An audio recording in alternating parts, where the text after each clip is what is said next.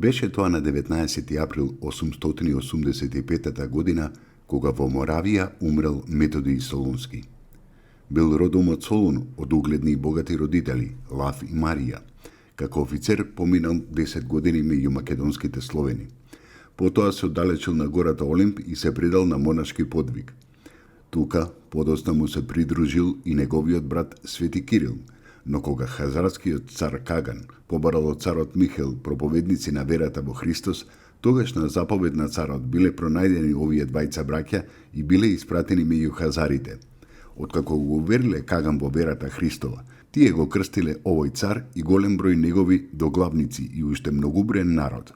По известно време се вратиле во Цариград, каде што ја составиле словенската азбука од 38 букви и почнале да ги преведуваат црковните книги од грчки на словенски.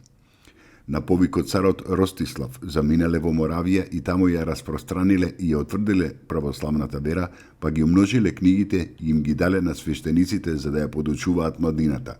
Подоцна на повикот папата заминале за Рим, каде што Кирил се разболел и умрел.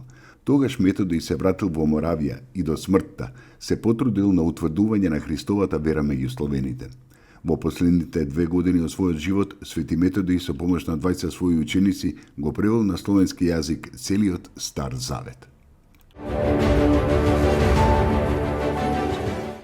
На 19. април 1933 година во селото Драмче Делчевско загинал Димитар Паликрушев од Виница. Бил член на четата на Тодор Александров, а потоа формирал своја чета.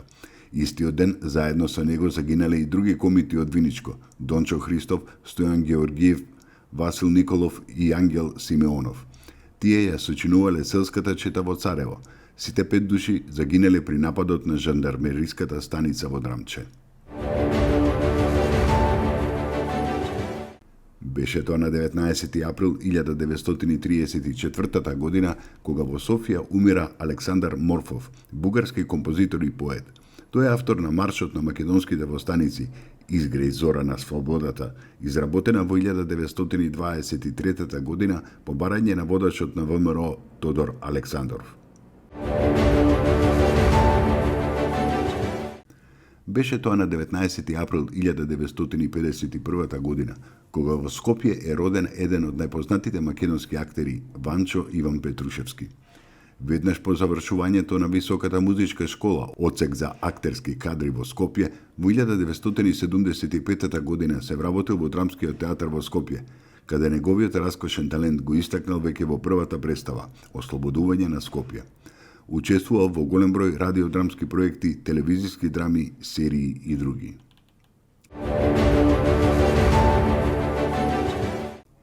На 19. април 1964 година е роден Ванчо Георгиев, македонски историчар и професор на Универзитетот Свети Кирил и Методи при Филозофскиот факултет на катедрата за историја во Скопје, Македонија. Неговиот научен интерес првенствено е насочен кон македонското револуционерно национално ослободително движење кон крајот на 19-тиот и почетокот на 20-тиот век. Гимназија завршил во Радовиш, дипломирал на Институтот за историја при Филозофскиот факултет во Скопје во 1989 година. Во 1992 година се вработил како помлад асистент при Институтот за историја при Филозофскиот факултет. Магистрирал во 1995, а докторската дисертација ја одбранил во 2002 година, кога бил избран за доцент. Добитник е на Манинговата награда за најдобар студент на генерацијата и наградата Гоце Делчев.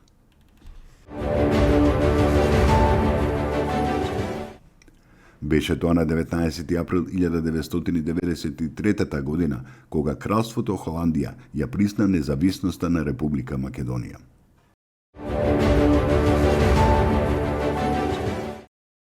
Деветнаесети април е упокоение на свети рамноапостолен Методи Солунски.